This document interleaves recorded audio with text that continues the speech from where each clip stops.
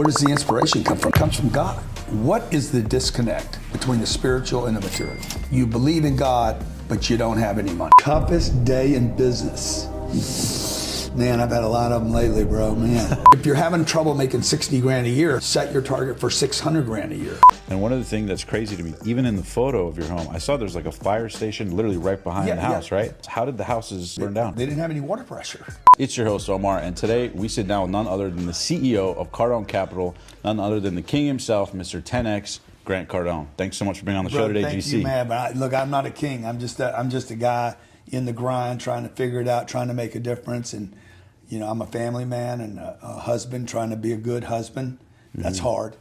And a father, trying to be a good father, and a citizen, trying to do his part. So thanks for having me. Absolutely, man. You've been inspiring millions for a long time now, man, so I appreciate you. I know we go way back. First question I have. Oh, this is a hard hit. He told me before this. He said, I got a big one coming out the box, man. Are you running for governor of California one day? What I'm doing right here, right now, dude, is I'm running up and down the state, trying to get people activated, trying to get them excited, trying to get people actually angry. I'm trying to get them out of this lower complacency, conservative, everything's going to be fine. Folks, everything is not going to be fine, okay? Your state's burning down. You're getting overtaxed. Crime is out of control. Nobody feels safe. You can't go to Beverly Hills with a watch on. Can't have your car parked on the street. This is insanity. That's right. Taking place in the state. So all I'm doing is running up and down the state at my cost to try to energize and get the people excited about maybe a new direction for this great state, because I don't live here today. Okay, I lived here for 25 years. This is the greatest state in the country. I love this place. I left because they ran me out, dude. I didn't leave here because I wanted to. I left here because I had to go. You were in La Jolla and Beverly Hills, I believe. We were in La Jolla, then we were up in the hills above Beverly Hills, not with all the rich people in the flats. Yeah. And we left 12 years ago, dude, because I couldn't grow my business here. Or the regulations, you can't hire people. People have a problem, they sue you, then they get you. They litigate here. We had problems with expansion, office space, renting space. Doing anything, running ads. Like, we had 3 people when I was here, maybe 3 to 6. Yeah. We had $3 million a year in revenue. We left here. It just goes to show you, when you get rid of suppression. Yeah. When you get rid of people that are pushing against you. We left here with $3 million a year in revenue. I was making maybe 300 or 400 grand a year after taxes. And went to Florida. In 12 years, we did $750 million last year. Holy Went shit. from 3 people to 1,500. Yeah. From 260 units to 15,000 units. Yeah. From one little company to, 9 companies. Yeah. It's just easier to do business there. Yeah, and it's wild what's going on in California, man. You see, since January 7th, I think $30 billion in damages, 200,000 people evacuated. There's not 30 billion, bro. 50,000 There's not $30 acres. billion in damages. More? There's 50 billion to clean up. This bill is going to be $500 billion. Okay, that's literally 10x what they all came out and said it was going to be. Yeah. It'll cost to clean up 14,000 homes in just in the Palisades. Is going to cost. It's going to be 50 to 60 billion. That's insane. You got to remove all that. It'll be probably it'll be billions of dollars in cleanup. The issue is going to be, how long does it take? Yeah.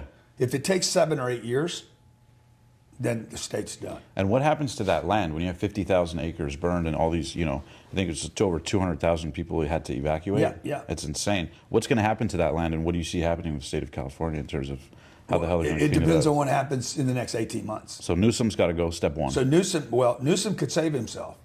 How? If he won't, though, okay? But Trump's probably going to go warp speed. He's going to probably do what he did with the vaccines with the state of California and save it himself. Yeah. But if Newsom does it, Newsom has to get all the people out of the way that he put in the way. So the Coastal Commission, the environmentalists. The biggest challenge here is going to be the cleanup. You got to clean this place up. The place needs to be cleaned up in 45 days. All the debris, every lost piece, every burnt piece of timber, the asbestos, everything needs to be cleaned, removed, and taken to another and buried. Taken to a landfill and buried. That should happen in 45 days. They won't do that. It's going to probably take 9 to 15 months. Yeah. If you don't do it in 45 days, the state's going to tap out. the people that live here are going to get, okay, Yeah. it's never coming back, and they're going to come up with some other grand plan to rebuild the Palisades, which Yeah. won't be a good plan. Yeah. So what I would tell Donald Trump, and he can do it, he's probably the only guy that can do it, come in here with his presence, he just won an election by mandate, and say, hey, and he'll want to do this. We're going to clean the landfill. We're going to remove all the debris from Malibu to the Palisades. We're going to do that in 45 days, fastest ever. We built the world, not the World Trade Center, the New York State Empire. Empire State Building. I get Yeah. it right. It's late. Yeah. Empire State Building was built in 12 months. Wow. People forget that. We used to do everything fast. Now it takes 7 years to get an approval in the city to build, start Right. to finish. It takes 7 months in Dubai. Yeah. What caused that red tape? Bro, because they don't want growth. I mean, when you we could sit here and talk about this problem for 2 hours. Okay, Yeah. It is so crazy. Yeah. So first you got to remove the debris. Second thing they would do is give immediate approval in a kiosk system without a human being being involved. Imagine if you could get an approval to rebuild your house and you don't have to talk to a human being. Yeah. Okay, let's say your foundation's still in place. Like my place in Malibu, the foundation's still in place.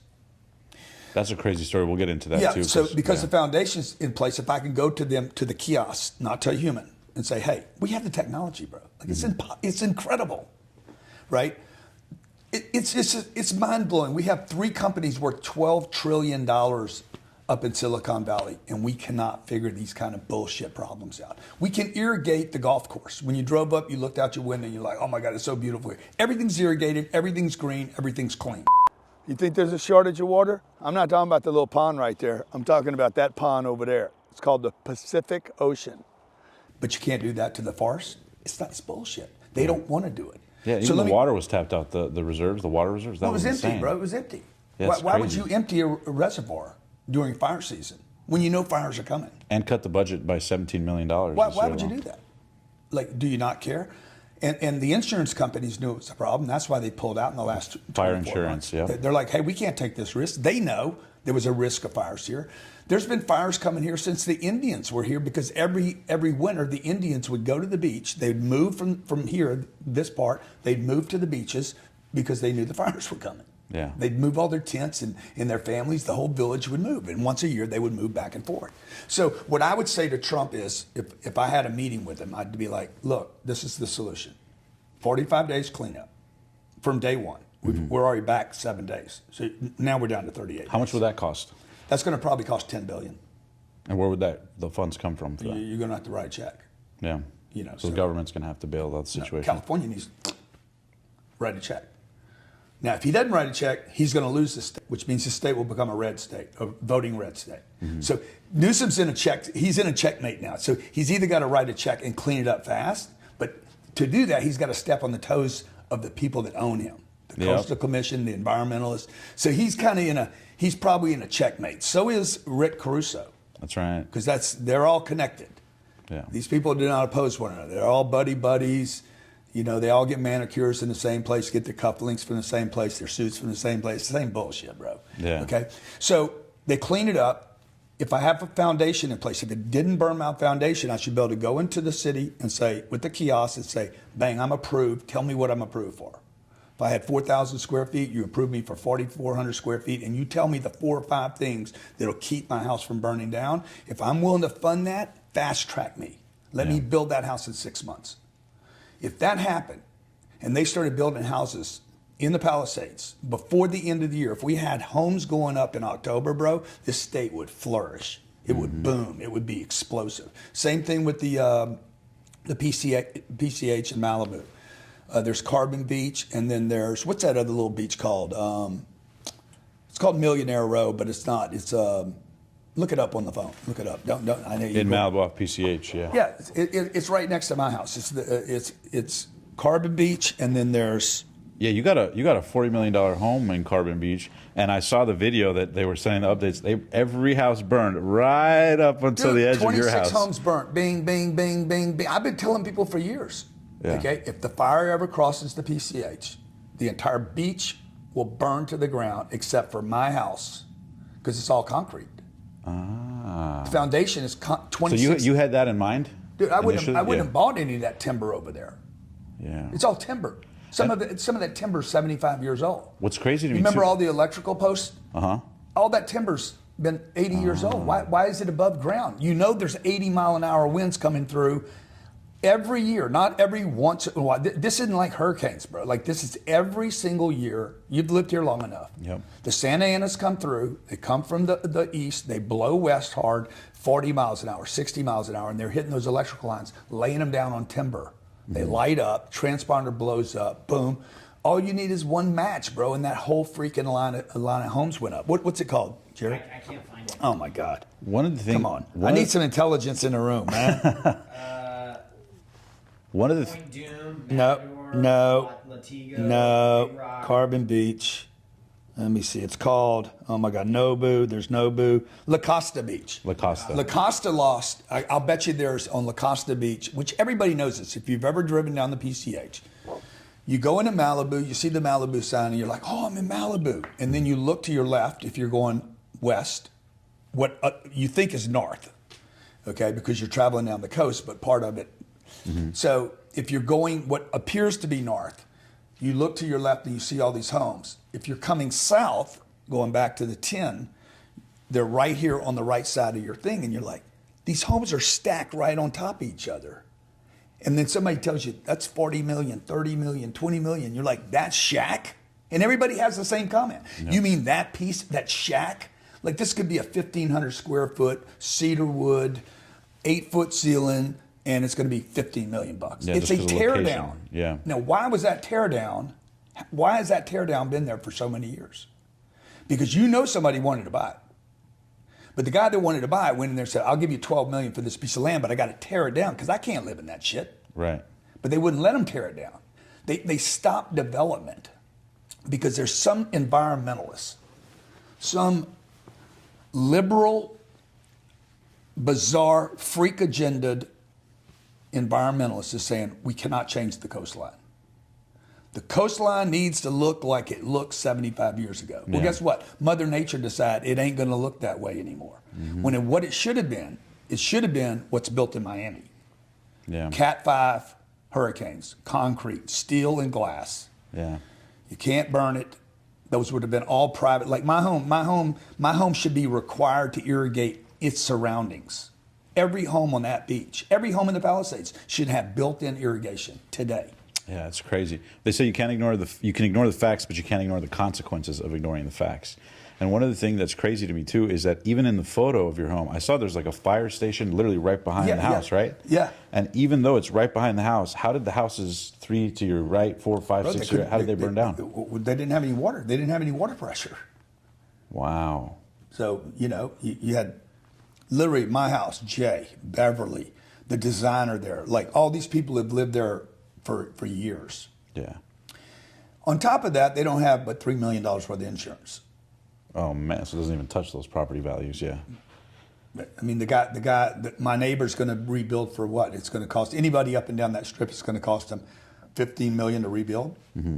It's going to take them 7 years, and then when they do that, if they do that, they can only have $3 million worth of insurance. Why would they do that? Yeah. Have you talked to Trump about any of this yet? I can't talk about that. What has it been like? Because I know you started to build a relationship. You had Trump at obviously one of your 10X events. When he wasn't so popular, by the way. Yes. In fact, we had him at a time when we brought him out. It was 2021. Yeah. We had 3 speakers drop out. And if I told you their names, you would know all 3 of them. Simply because he Because was Donald Trump, that's how unpopular he was at the time.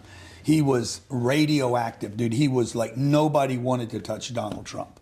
If you spoke up for Donald Trump, talked Donald Trump, if you rocked, this was pre-MAGA. MAGA was not a thing yet. I mean, it was an idea, but it wasn't like, movement. I'm rocking Yeah. red. And we had Trump there. It was a surprise. And we had 3 speakers, dude. Our anchor speaker, which I don't blame that guy, because that guy had so many endorsement deals. He could have lost so much. And at that time, bro, Yeah. like I think I know who it is. woke was in place. Yeah. And then a couple other guys that one of them, I don't even remember his name anymore. He's nobody anymore, I don't think. Yeah. Is he? No, he kind of is. He won't give me a name. Yeah. And then the other guy's just a punk. I never wanted to do him. Jared invited him. I said, I don't care if I lost that guy. Let him go meditate. What's Trump's biggest, what's the biggest thing just being around him? I just or want his to say aura that you've learned anybody from? that dropped out of that because Donald Trump was showing up, you just gave up your American rights. It is so unbelievable to me. I live in America, man. This is the greatest place in the world to be free, and so many people do not practice their freedom. That's right. Like, to me, if I lose an endorsement deal, and I've lost a lot of business because I say what I want to say. That's right. But I'd rather lose the business than lose my freedom. And our businesses just grew, by the way. My businesses haven't gotten smaller because people say shit about me. Or because I'm like, hey, I'm going to rock the red because I do want to make America great again. Or because I'm going to come to California and I'm going to fight these environmentalists and the coastal people. I got a house in harm's way right now. So I'm going to talk shit about these people. Hopefully I'm going to get the people angry enough and energized enough and activated enough to think that they could actually beat these institutions. And I know you're doing a 26-city stop tour here in California, looking to connect with more people. What's the vision with that? Well, we're probably going to do 30 cities in 30 days, maybe more than that. We're going to do 2 on Saturday. So as we get more demand from people, here, I want to donate my place, come, I'll gather people. I just need the help of the people to do it. I can't do it on my own. Yeah. I only have so many people that follow me or hear me or see me. I only have a couple of social media pages. So I need people like yourself to get the word out. They're like, let's get this state back. Yeah, 100%. What about in terms of time you spent with Trump behind the scenes? What's he like behind the scenes He's that a lot of fantastic. people don't get to see? He's an amazing person, okay? So the first time I met him was, and I've never been a fanboy, right? Yeah. Like everybody can be critical of everybody, and people are critical of me, and I can be critical of you. We've sat and criticized him as well. Like the whole world said, come on, man, don't say that. Don't say it like that, right? But Brandon Dawson invited me to go play golf with him. And Brandon called me one night and said, hey, you want to go play golf with Trump up at Bedminster? When was this? This was 2019, 2020? It was 2020. And I said, nah, dude, not really. And my wife's like, what? What's wrong with you? And I'm like, I don't want to fly all the way up there, play golf with Trump, and he feels obligated to play with me and whatever he owes somebody. I mean, I didn't even understand how all that got done or why he would even do it. Right. I'm like, why does he want to play golf with me? And so she's like, oh, you're going. Elena sold you on it. No, she didn't sell me on it. That ain't selling, that's telling. She's like, oh, you're going. Yeah. You're going. And I'm like, okay. So I went, and I'm glad I did, by the way. Yeah. Because the guy I met was nothing like the guy I see on TV. Like, he is completely... The thing that amazed me first was how interested he was in me. He was interested in my business. He was interested in me. He was interested in my plane. Hey, tell me about your Gulfstream. Yeah. So he's personable. He's like, it's not as big as mine, But Yeah. I said, I know. He's like, but man, I heard it's fast. And then he very personable and interested. Like, I thought he'd be this kind of self-absorbed guy. Probably what people think about me. They think he's self-absorbed, cocky, arrogant, all that stuff I hear people say about me. He was completely not that. Yeah. And then it was super hot.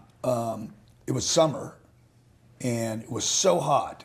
I said, after playing like 5 or 6 holes, I said, I felt bad. I'm like, look, we can go in. He's like, yeah, let's go have a tea.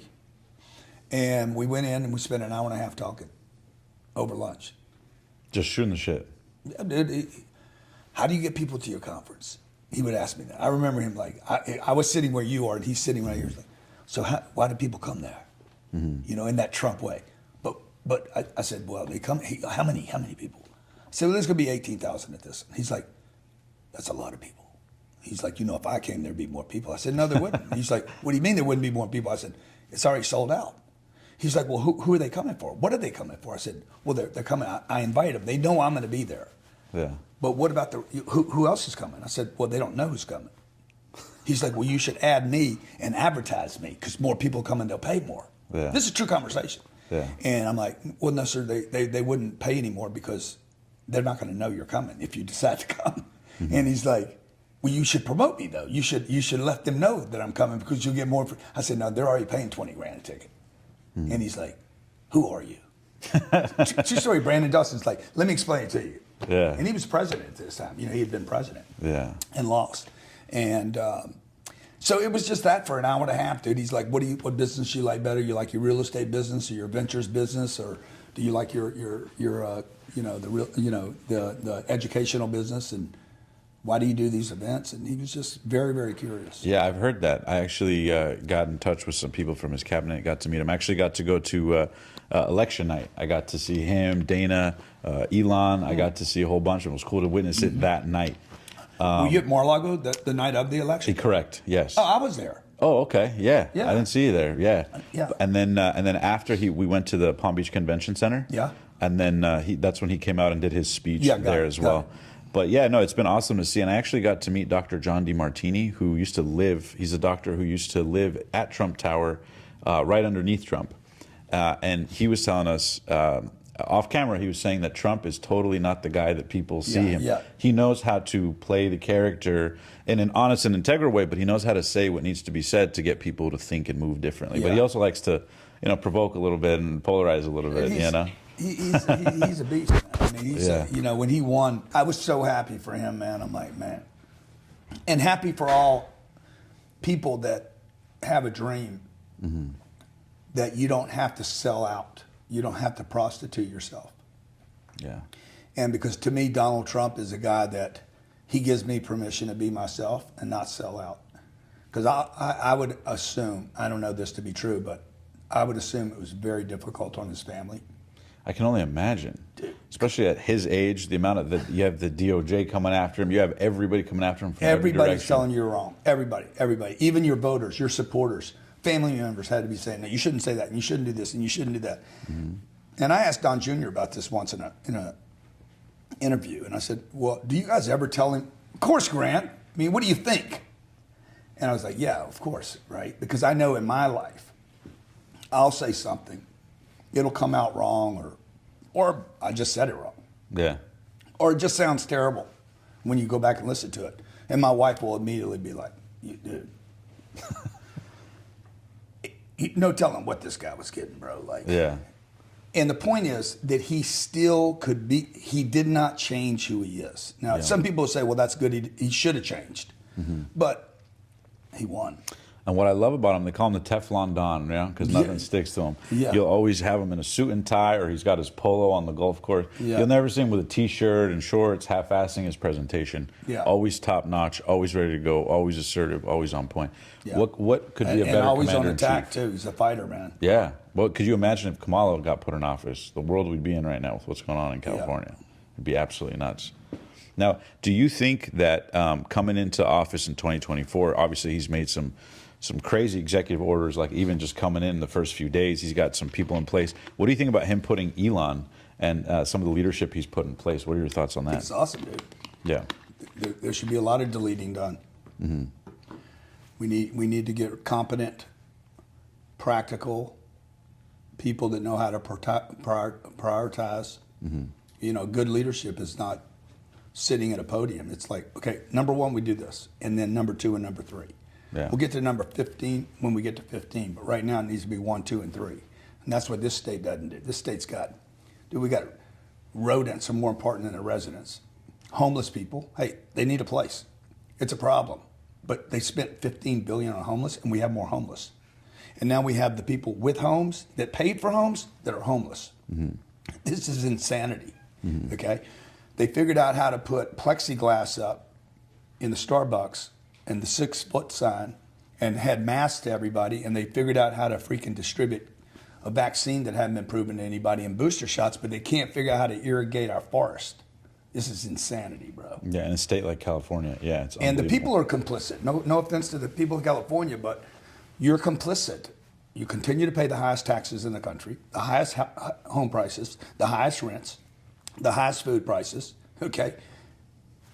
Because you put up with the bullshit.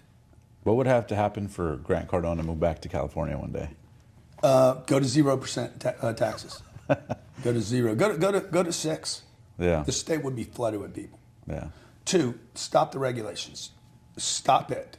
Let me build what I want, okay?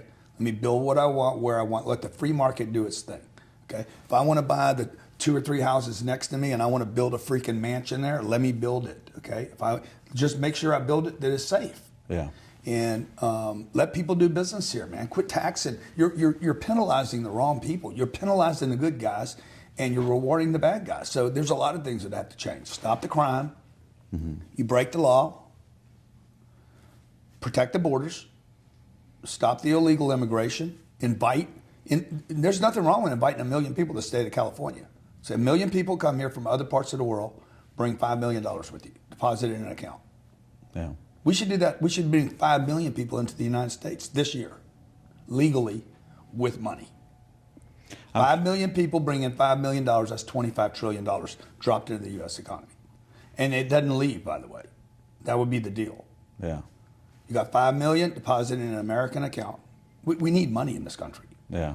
We need people coming in that have money and resources, so they're not stealing from us.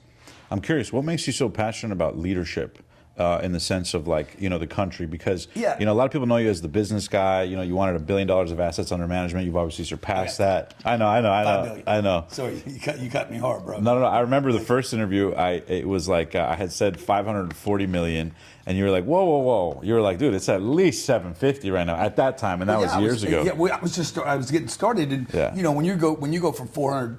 First of all, I grew up in a damn house that was $14,000. Louisiana. Yeah, and so I'm grinding here. I'm doing it the hardest way you can do it. Do you trip out on where you're at in life still?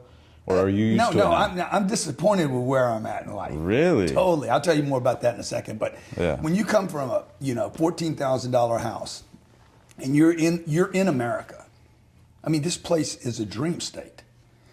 California's it's just a 10x, 100x exaggeration of the dream. And you come here, and then I build this portfolio of real estate that's $700 million, and you're calling it 300. I'm like, bro, wait a minute. I worked for $400 million. I'm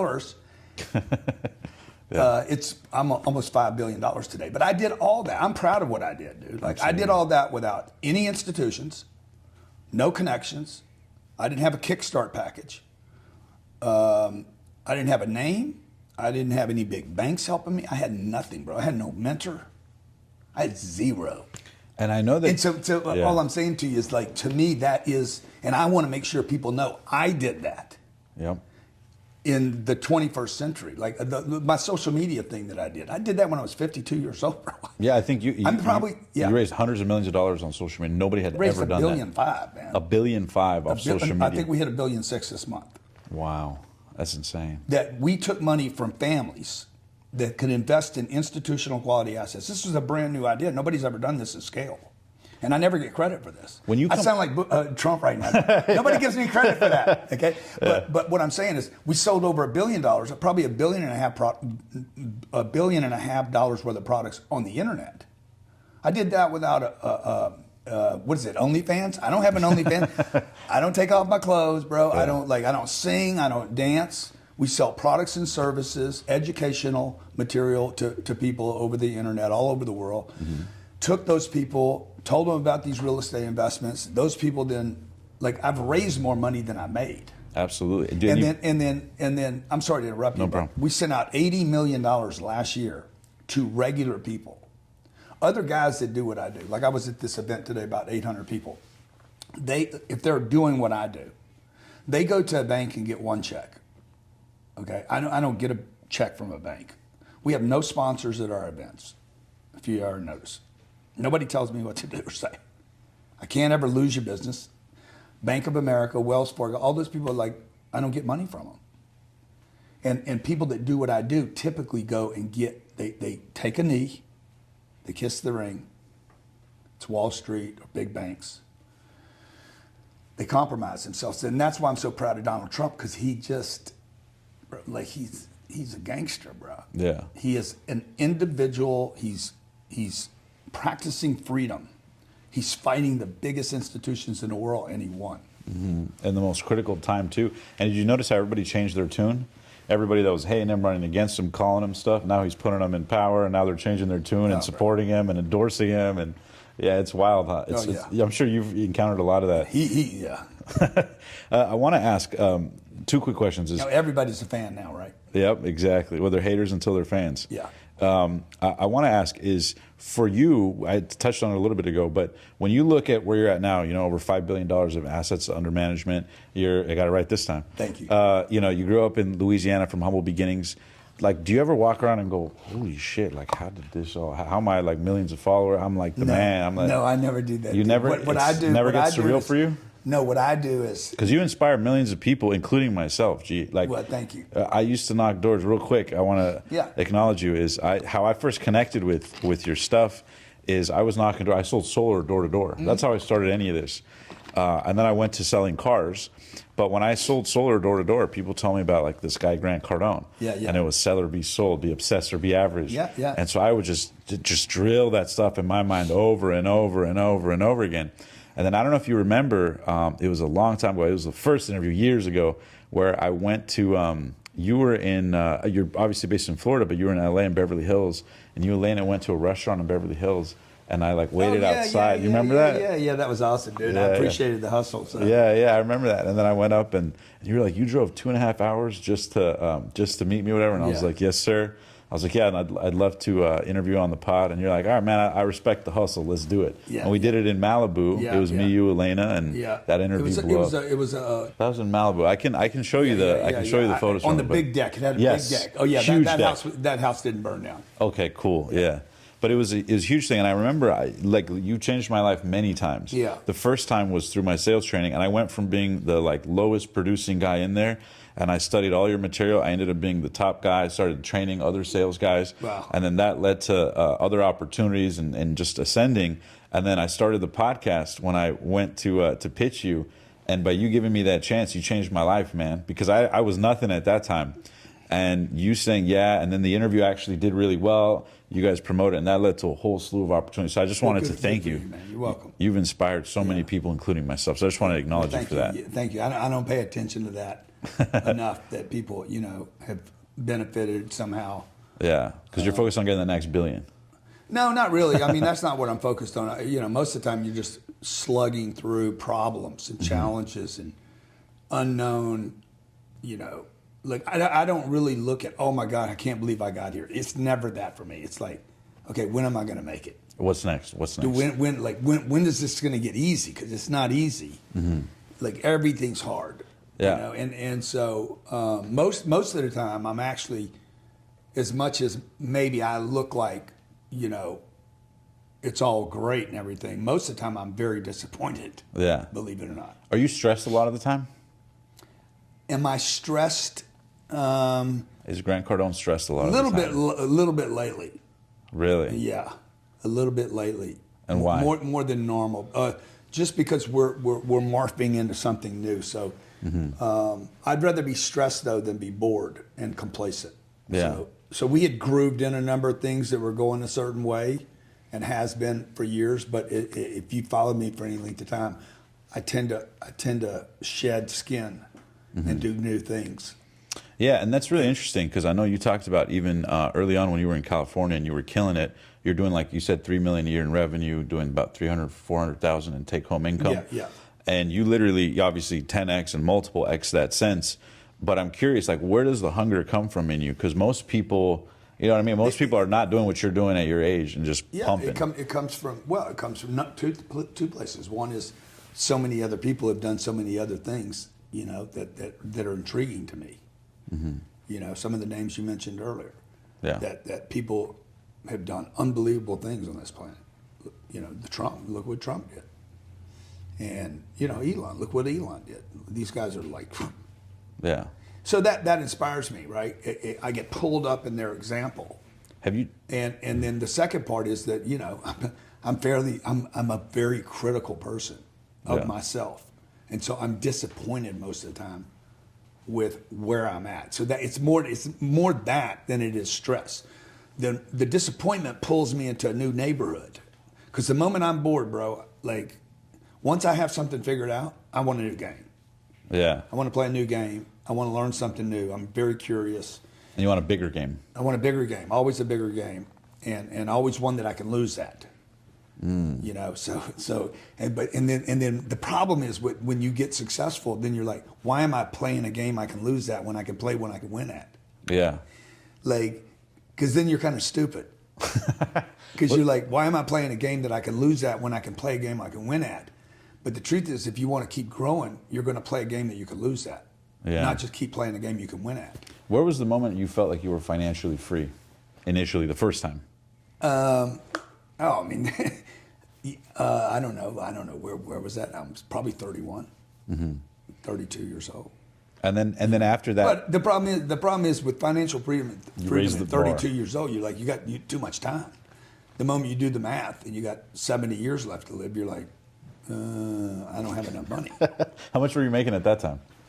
Let's see. Well, I was 31 and I looked up and I had three accounts and I had $1 million, $1.1 million in the accounts. I didn't know I had that much money, and I was like, wow, I'm a millionaire. Yeah. And then I got scared. Immediate fear. Oh, what do I do now? And how do you keep the hunger going? Because I got a lot of friends. I'm sure you've met a lot of people mutually who, they make money or they sell a business and they make 5 million, 10 million, 20 million.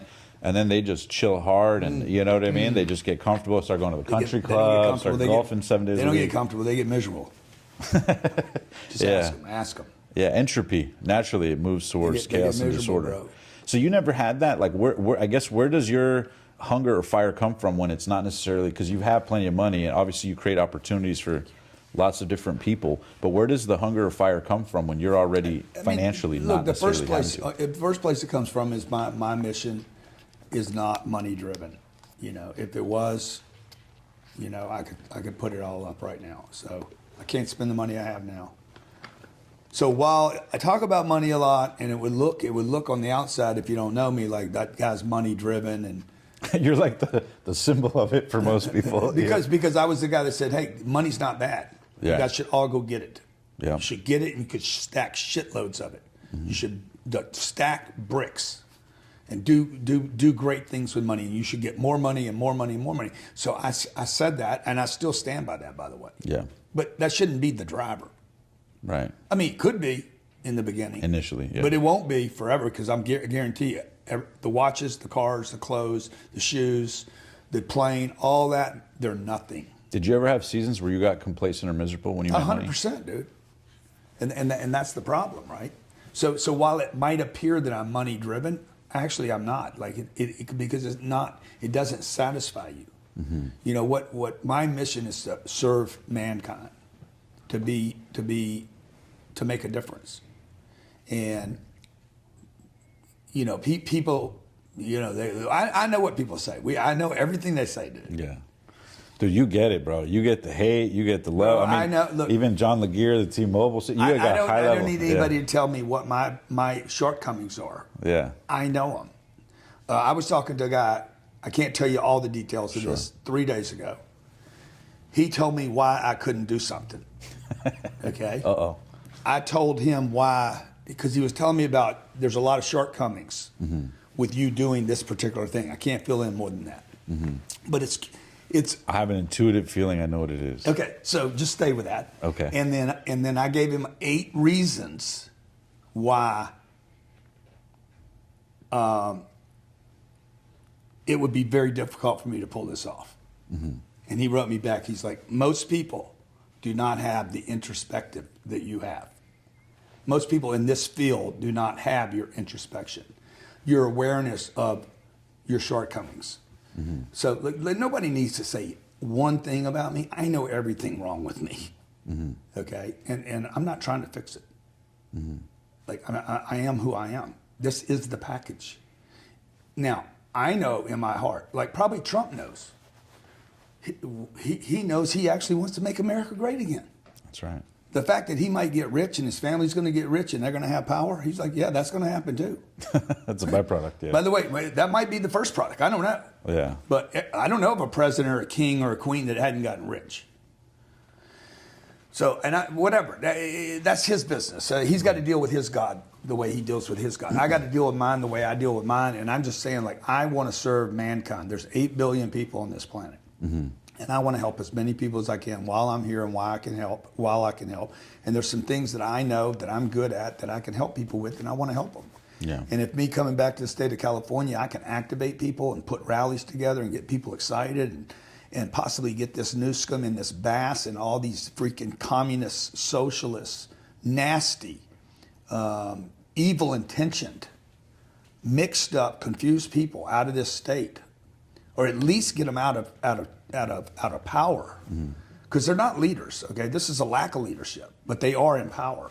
If I can do that because of my skill set, and I'm willing to confront people and say it like it is, I'm willing to offend people and not apologize, then maybe that's my community service. And you think it's realistic for California to turn conservative? 100%.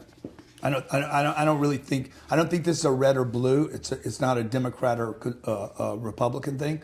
I think the state of California wants common sense back. Yeah. I think it wants to go back to its roots in the 1800s, where people came here and did whatever the fuck they wanted to do. You built where you wanted to build, okay? You came and you worked. This is one of the hardest. This state has become kind of, conditioned with us believing everybody's in Hollywood. Most of the people are not Hollywood. They're farmers and they're ranchers and they're hard workers and plumbers and contractors and truckers, and they work their asses off. They're family people. They're not Hollywood, dude. Mm-hmm.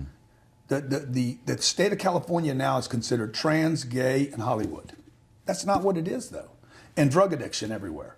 Yep. And needles on the street and homeless people. That's the new, but that's not what this state is. Yeah. And so, do I think it could flip? 100%. We have a moment in time where the Democrats would lose control of 54 electoral votes. I think there's 54. Mm-hmm. Yeah. And they'd lose them for possibly the next 12 years. Yeah. And that means they would not have the White House for 3 presidential cycles. Yeah. And do you think the actual recovery plan is something that's going to be put in effect, or do you think it's like what would need to happen for Newsom to actually do it? Because I do agree that he's in a checkmate position, but I mean, do you think that's feasible that he would actually move on that? I think he's in a tough spot. Yeah. If I do that, well, then why haven't I been doing that? Yeah. He's got the Olympics coming up in 28. We're in 25.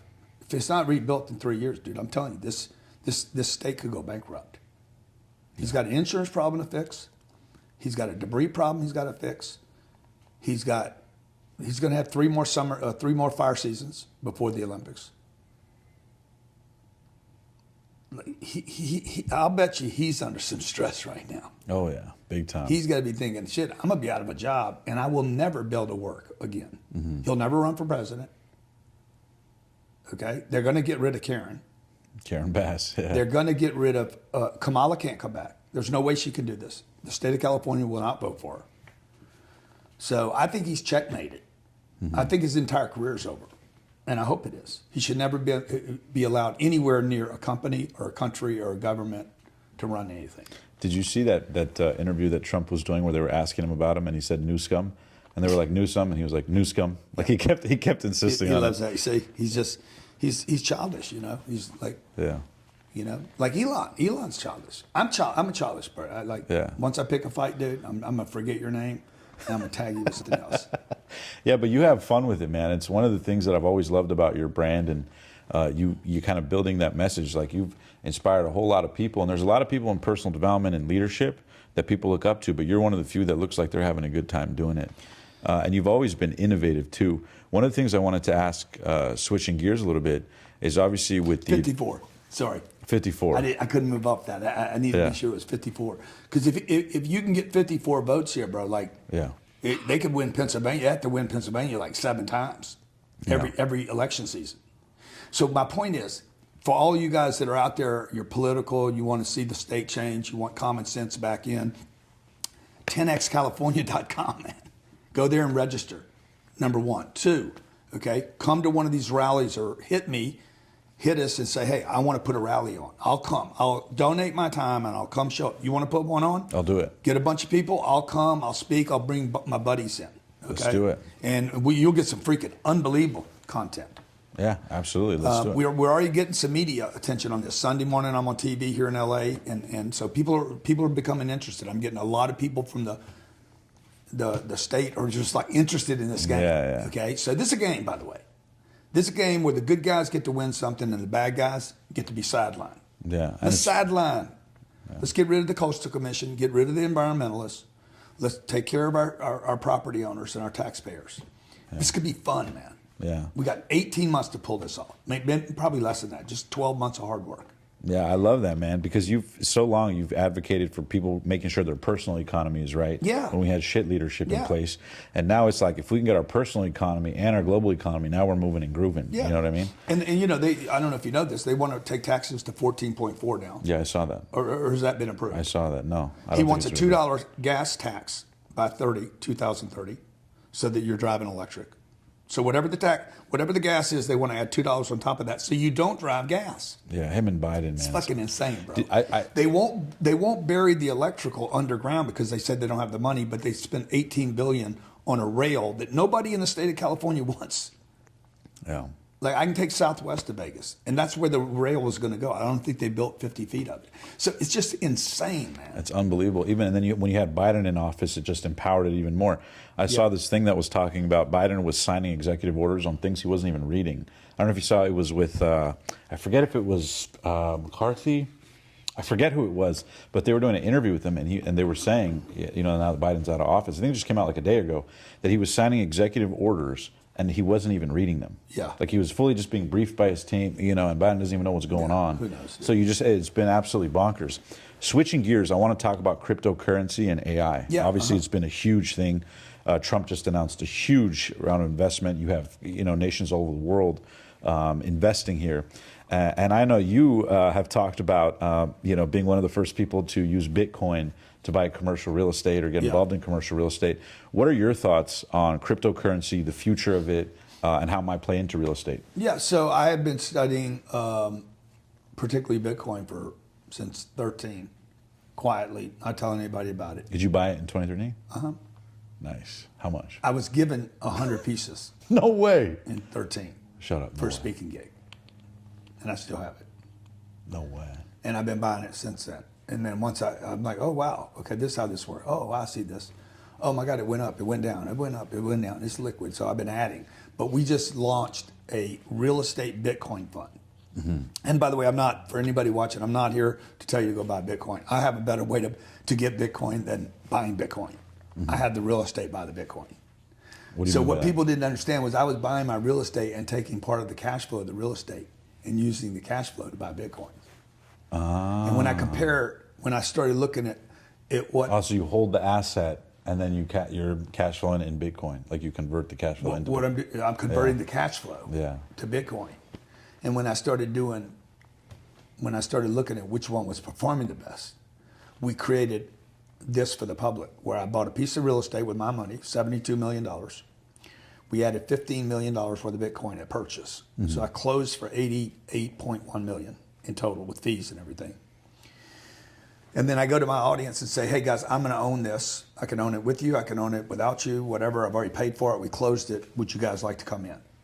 Let's say 88 guys come in. Everybody puts in $1 million. And then every month when the property's 300 units up in Melbourne, next to where Elon launches rockets. Mm-hmm. Is this accredited investors or? This is accredited, but I want to open it up for everybody. Yeah. And then every month, the property cash flows $300,000 a month. There's no debt on the property. There's not a loan. Mm-hmm. It's paid for in cash. Cash, okay. Bitcoin's paid for in cash. And we're paying for both with cash. You follow me? Mm-hmm. So we're taking US dollars, buying the real estate, get that transaction, buy the Bitcoin. And then every month, the property cash flows $300,000. And we, rather than distributing that to our investors, we buy Bitcoin and we hold it on our books. Mm-hmm. So at the end of 4 years, we'll have $88 million worth of property based on the value. And we'll have... Can that get super risky if Bitcoin dips significantly? I'll show you what could happen, okay? Yeah. And we'll have 350 pieces of Bitcoin. We paid $88 million for the whole thing. In the third year, between year 3 and year 4, my property's worth $88 million. I could sell it for $88 million. You're already up $16 million on that alone, yeah. Yeah. And I own 350 pieces of Bitcoin for nothing. My God. So what's better than Bitcoin? Bitcoin, you don't pay for it. Yeah. So like that's where the lesson I went and spoke at a gig. Somebody gave me Bitcoin rather than fiat. And this is when I learned there was other ways to get paid. And so we started doing it with our real estate. My brother's been doing it for years. Gary. Yeah. I distribute a bunch of, because he's in some of my first funds, my first 6 deals I ever did. We still own those deals today, 12 years later. We bought, it was $58 million worth of real estate. It's probably worth $250 million today. Went up 10 times. And every month for the last 12 years, he gets a check. Well, he's been converting. I don't think I'm telling any of the story that that's not known, but some of that cash flow he was converting to Bitcoin. And the Bitcoin exploded. Now, if it crashes, let's say it goes to zero. It won't, but let's say it does. I still have my real estate. But what if it goes to $1 million? Or 250? Yeah. Or 400? Or 3 million? So or 13 million? So how long do you plan to hold? I'm sure you have targets. Well, we have a bunch of, probably hold forever, because we'll probably take mortgages against both. Because we have the Leverage. right, we have the right administration to go show a new product to. I'm gonna put 10 of these together between now and the summer. I'm gonna take them in and put them into a REIT. I'm gonna bring them public.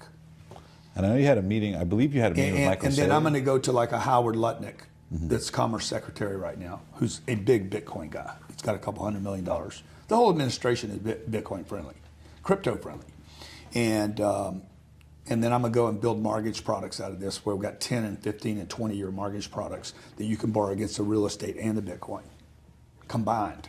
Wow. Now, what about Michael Saylor? I met with Mike twice. What was that like? He's the one, fantastic guy. What's Michael Saylor like? Very interested in what I was doing. Grant, you have the perfect vehicle to do this with. I said, well, what do you mean? He's like, number one, people trust you.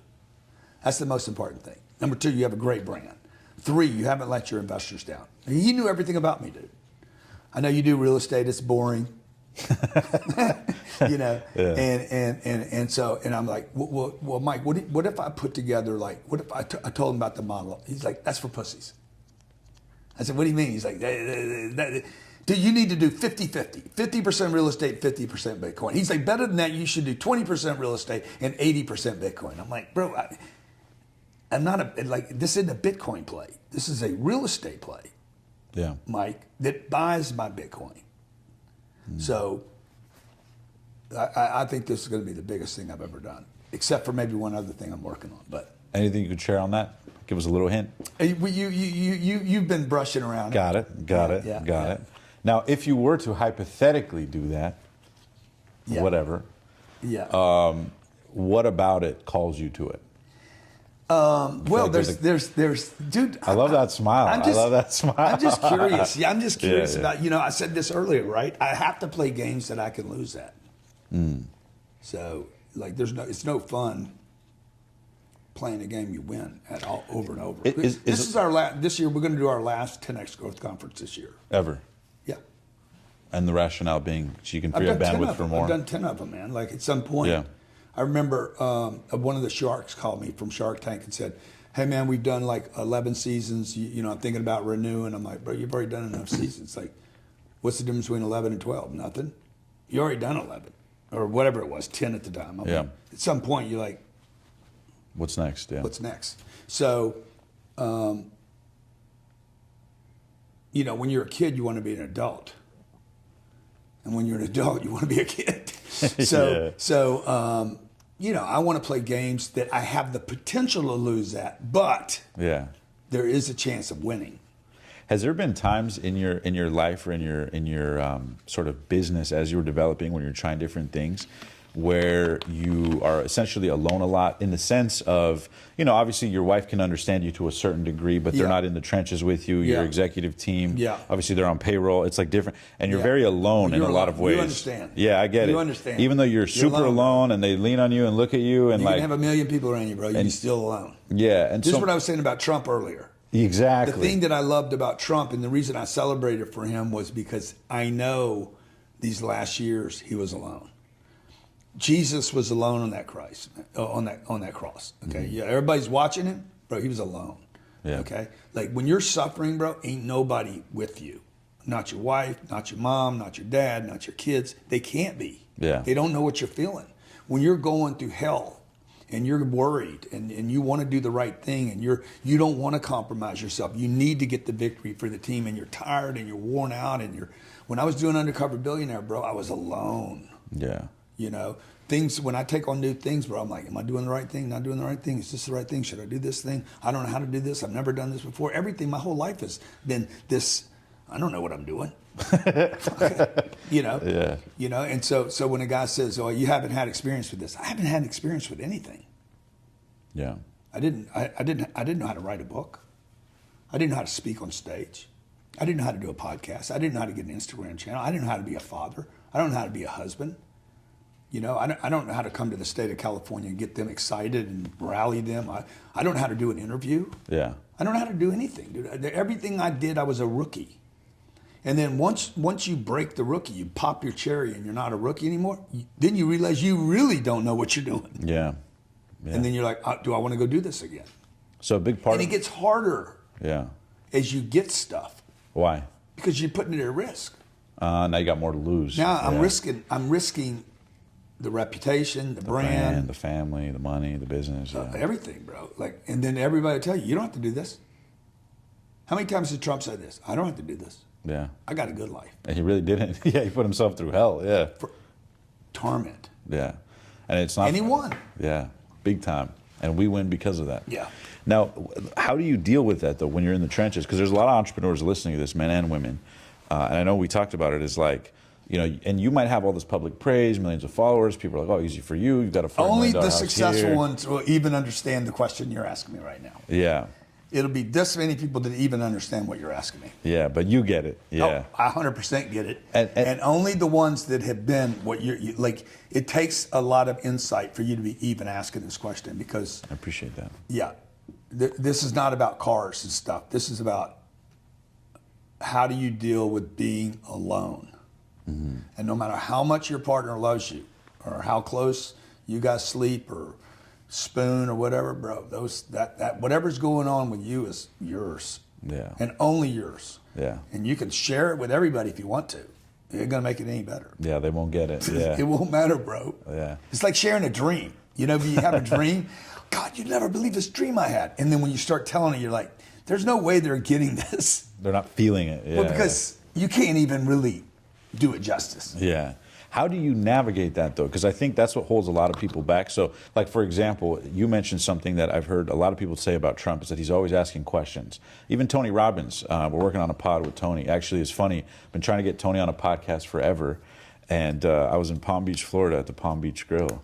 And I go in there, and Tony happens to be there. And I'm like, oh, shit, this is my moment. I took care of the bill for his family. He called me over. And we ended up talking. He agreed to be on the pod. Oh, cool, man. Which is another cool story. Good. But you know, a lot of You didn't pay for my bill in Beverly Hills. I'll do that next time. Okay, I good, got good, you. good. I got you. It's a funny story, actually. I went into the restaurant. You guys were drinking wine. So I waited till I wanted to be respectful. Yeah. Because I went to the restroom and I had seen. Where was this? This was in Beverly Hills. Okay. I saw on your Instagram story. It was very subtle. It's going to sound like a stalker, but it was very subtle. But Yeah. Elena was saying, "Are we still going to?" I forget the place in Beverly Hills. It's right by the McDonald's in Beverly Hills. It's a weird placement of the McDonald's, but it's a super upscale Beverly Hills spot. And Next to McDonald's. yeah, well, it's Okay. like down the street from That little it, but- Italian joint. Yes, The little Italian I think joint. so. Yeah, It's like dark, moody, but not upscale spot. Mm-hmm. And long story short is like I went there because I saw she mentioned that you guys were going to be there. So I was like, fuck, this is stupid, but whatever, this is my dream. I like to talk about a dream. Yeah. I go there. I had a 2013 Toyota Corolla. I like parked around the corner. I like you hide and that. I got to hide that. You know, can't make it. I couldn't afford the valet at the time. But then, I just waited. Like, I went to the restroom, kind of like seeing where you guys were at. I wanted to respectfully wait, and then I approached you guys outside. But I figured the longer you guys drink wine, the higher my odds go up. Yeah, that's hilarious. But yeah, I mean, I digress bringing that up. But my point is that for you, is it like when you look at a lot of the stuff you've done and a lot of the chances you've taken, a lot of the actions you've taken, a lot of it is you being alone, right? A lot of it is you not knowing. But people tell me, including, like I mentioned, Tony Robbins and Trump, is like they get a lot of feedback. Tony was telling me, him and his team, like even for an Instagram photo, he'll ask him, like, what do you think about this? What do you think about that? Who asked for the feedback? Tony. Tony, like a lot of these guys need a lot of more reassurance than people would think. Not out of an insecurity, but just out of getting a pulse on things, right? Like when Trump is asking your thoughts or your opinion, he's not asking because he needs it. He's never asked me for my opinion. He's sourcing info. Yeah. Yeah, he wasn't asking me my opinion. I doubt he asked for very many opinions, actually. Really? Yeah. Because I've heard that Trump is constantly asking for people's thoughts on. No, he polls people. Okay. So he'll poll people. He'll be like, "Hey, what do you guys think? Which one of these you like better? You like Sleepy Joe or Crooked Joe?" He's a poller. Got it. Okay. Now I know a lot of public speakers that have a lot of insecurity about, did you like tonight? Did you like it? Did you like that? Do you like? They want feedback from their team. I don't really ask for much feedback from people. Yeah. Like posting something, I ask zero. I get zero input because I really don't want to know what they think. Yeah. To be honest with you, because I know that half of what I do, they would say no to. I mean, I could tell you some stories, dude. Legal issues, recent ones. Yeah. Where everybody, my lawyer's telling me not to, my accountant's telling me not to, all the professionals tell me not to, and I'm like, oh yeah, I didn't even ask you.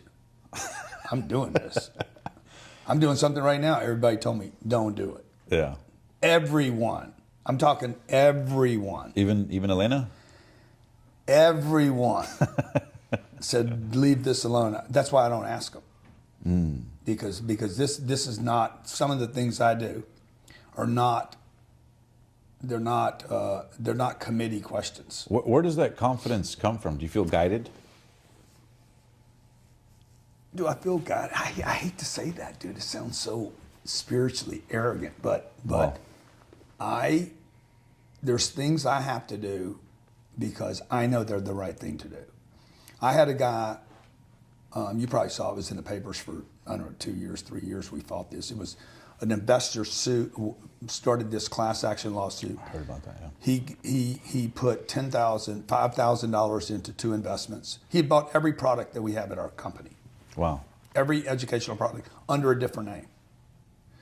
And then invested under his real name. It was some weird deals with his names. The guy's passed since, but a lawyer got a hold of him and said, hey, I think you can get some money out of this guy. And I'm the wrong guy to try to get money out of. I'm good, dude, if you give me service. But I ain't giving you money because you threatened me. Yeah. Like, the threat just makes me worse. That is my, that's a food for me. Yeah, if you want to get me stronger, just threaten me. Yeah. Some people are like that. You don't want to, you box them in, dude, they get ugly. Yeah. And so I spent $1.3 million defending $10,000. To prove a point. 100%. Make an example. Got it thrown out twice without prejudice in a California court, by the way. Yeah. Everybody told me just settle it. When it happened, when I found out it happened, I said, has anybody called the guy? And my whole office was like, well, no. The lawyer said, don't talk to him. I said, well, give me his fucking number. No way, you just called him. Give me his number. Grant, the lawyer, said, I didn't fucking ask the lawyer anything. I don't even need a lawyer. I'm going to call the guy and talk to him. This is like Trump going to North Korea, right? I mean, a little less, right? Yeah. But anyway, the point was I called the guy on the phone. Nobody called him. I was in another litigation. I was in this litigation thing where I'm like, hey, guys, I'm going to do this myself. And they're like, leave this to the lawyers. No, I'm not going to leave it to the lawyers. These guys get paid $2,000 an hour. They need 2 of them. They flew from New York, and I'm going to go resolve this. I've done that 3 times in legal matters for other people and for myself. But everybody tells you don't do it. And everybody's going to tell you, leave it up to the professionals. Now, some of the time, I do not know what I'm doing. Okay, if it's plumbing, I'm fucking up the whole house. We're going to flood the house, bro, because I have no clue. Yeah. But where does it come from? I don't know, dude. Common sense. Common sense is a very valuable thing. The contract says you can't do that. I said, yeah, okay, well, whatever. You agreed to da-da-da. Like, we did this deal in Houston, Texas 3 years ago, and we were non-refundable on the security, on deposits for $2 million.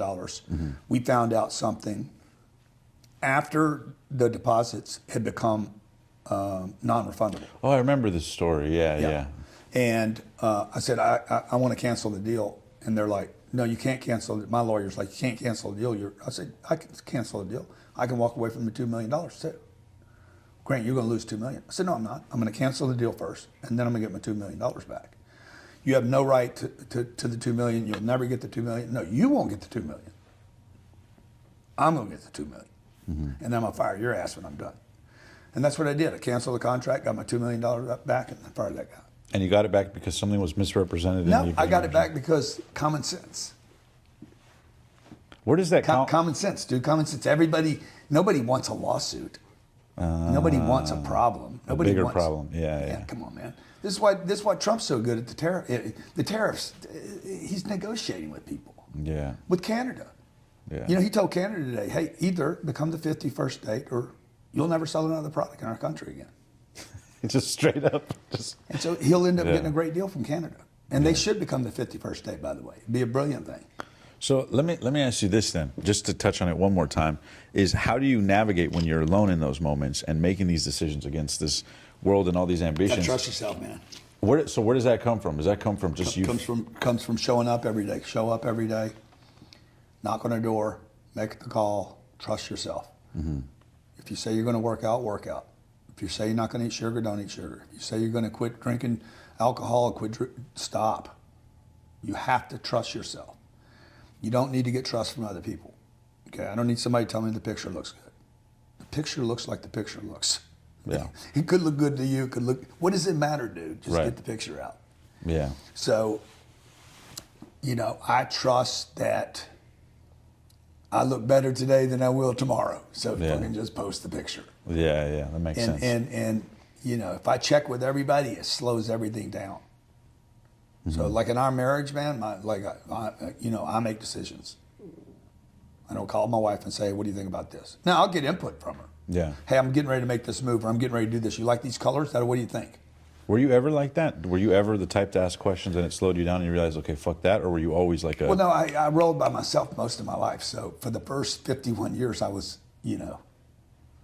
I was just me. Lone wolf. Yeah. I was a lone wolf, dude. And then even past the drug addiction, I know the drug addiction in your early 20s, that was something you got through and kept promises to yourself. Yeah. That was a big part. That helped, dude, when you finally quit. I mean, I haven't used drugs in, 42 years. Yeah. So, That's wild. Now, what about in terms of like when you talk that builds trust, right? with yourself? Yeah, okay, 100%. When you go out on the road, when I was 29 years old, I'm out on the road, not drinking, not drugging. And I'm out on the road. One year I was out on the road 236 days without going home. And I'm out on the road every day, every single day. Were you single at that time? Knocking on doors. Of course I was. Yeah. Who would be? Of course, there's only one way to be, right? So I was single till I was like 45 years old. Yeah. And I wanted a woman. How can you have a woman? How can you have a family when you're on the road every day? Yeah. No, I remember saying too that before you got married, you tested all avenues. You got a pulse on what not you all did. avenues, but I definitely, I had definitely 10x'd. I was 10x, 100%. But I was miserable. Yeah, I was unfulfilled. miserable, dude. Yeah, look, a family and kids is like such a creative part for the entrepreneur. I don't mind waiting. I think I'm a great father because I waited. I don't know that I'd have been as good. Maybe. Who knows? I don't know. It's awesome to see your daughters, by the way, on camera and the way they've grown up. It's unbelievable. Fantastic, dude. How do you feel about that? Because the role of you and Elena in their life has been amazing. What's it like to see them? We homeschool our kids, and people could not like me, but man, my kids, man, we did a great job with my kids. Absolutely. Fantastic. Let me ask you this: what role? I know this has been something a lot of people ask about. You can talk about it if you're comfortable, but Scientology. Yeah. What role has that played in your life? Because I know that a lot of people have questions, and there's a lot of people who talk about it. But what role has it had in your life? It's been fantastic. What a lot of people don't understand is I grew up Catholic. Okay, so I very much believe in God. I pray. Like people are like, oh, I didn't know Scientologists pray. I practiced Scientology for 20 years as a practical way to make me have a better understanding of God. Be a better husband, a better father. They have technology there that can actually, have a person think about how they're going to do things in a correct order rather than just doing things. And so whether you're Jewish or Catholic or Mormon or Muslim, you could still be a Scientologist. You could probably, I guess you could be an agnostic or an atheist and be a Scientologist. I don't know. Every Scientologist I've ever met or known is very much believing in God and has a life based on values, family, and God. And so Scientology just gave me a practical way of being a better Catholic. Like, I believe in Jesus. People are like, I didn't know that. How's that even possible? Because Jesus was a real person. Yeah. Okay, they persecuted the dude, put him on a cross. Everybody knows him. Okay, he did great things. He said you are capable of all that he did and more. And so, like, I pray, I forecast the future, I work toward it. I believe faith without works is dead. And I believe that, you know, people that save money don't have a lot of faith. You know, I was telling the guy today, he's like, I said, how much money you got saved? He told me, I said, well, you don't have much faith, dude. He's like, what do you mean? I said, well, you're planning. He's like, I paid my house off. I said, oh, so you're not really a God believer. And he's like, what do you mean? I said, because you paid your mortgage off, bro. You think the future is going to come to an end for you. I think the creativeness is going to keep coming. Mm-hmm. You know, that I'll always have some inspiration. Where does the inspiration come from? You keep asking me, where does it come from? It comes from God. Why would I keep doing this hustle? Yeah. You know, why would I not be satisfied? Yeah. Why do you keep doing podcasts? Oh, I love it. Yeah, why? You've done enough of them. I'm just energized. How many have you done? Oh, so many. Yeah. I'm energized by it. Why does it energize you? I just love to do it. It's hard to explain. It's exactly. I see it, and I got to. I mean, even to the tune of, like, we just flew to Romania and interviewed Andrew Tate. Yeah, you know what I mean? fantastic. I was even thinking about, dude, why not? Who says I can't go overseas to Ukraine or Russia or, you know what I mean? Do something, you know? Sure you can, dude. So for me, I just. But why? Why are you inspired to do all that, bro? Because it's more exciting than doing nothing. Yeah, you see, I think that's God. God's work. Well, I think you're curious, you know, and so that's what, you know, Scientology is for people that are curious. If you're curious about why are you believe in God but you don't have any money, you have to be asking, what is the disconnect between the spiritual and the material? Why would somebody believe in God and be unhealthy?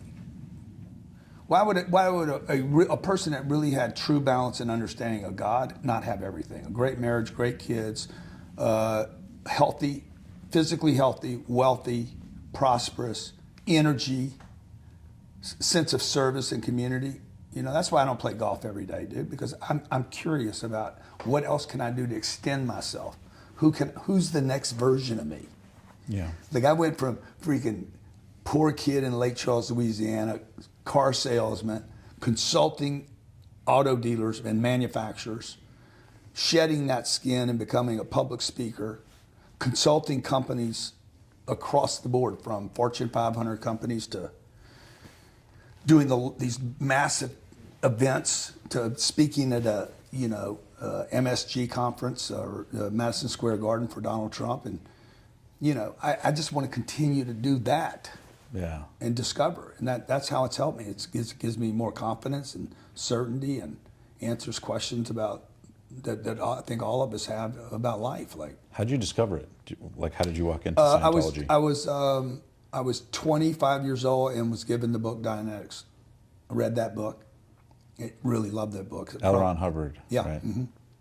About the reactive mind, about why do you have these bizarre sabotaging, which most people have experienced, sabotaging yourself in your actions, your thoughts, the friends you pick, the actions you take, doing something or not doing something, or reacting to situations, or becoming a drug addict or an alcoholic. Why?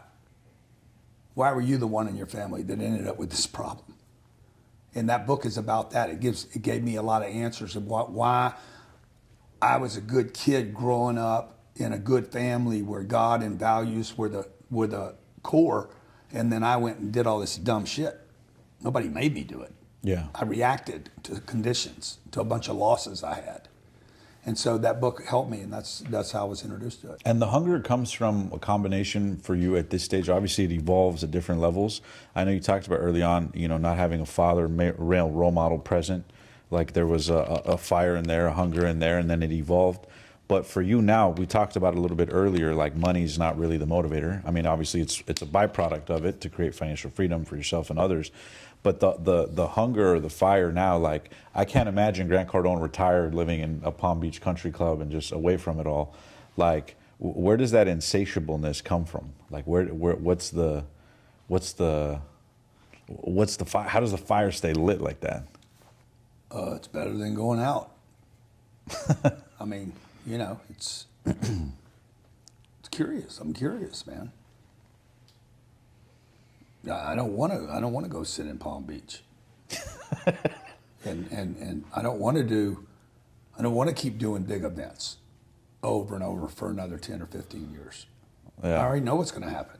It's funny too because I want to do something different. Yeah, play a new game, bigger games. Yeah. Like how many I remember bigger games, dude. I remember one time, I'll never forget this. We were talking about imperfect action. This was years ago when we were in the Hollywood Hills, I believe. It was when I did the interview with you and Ed Milet, and we were hanging out with the kids, family. There were some investors there. Everyone was hanging out.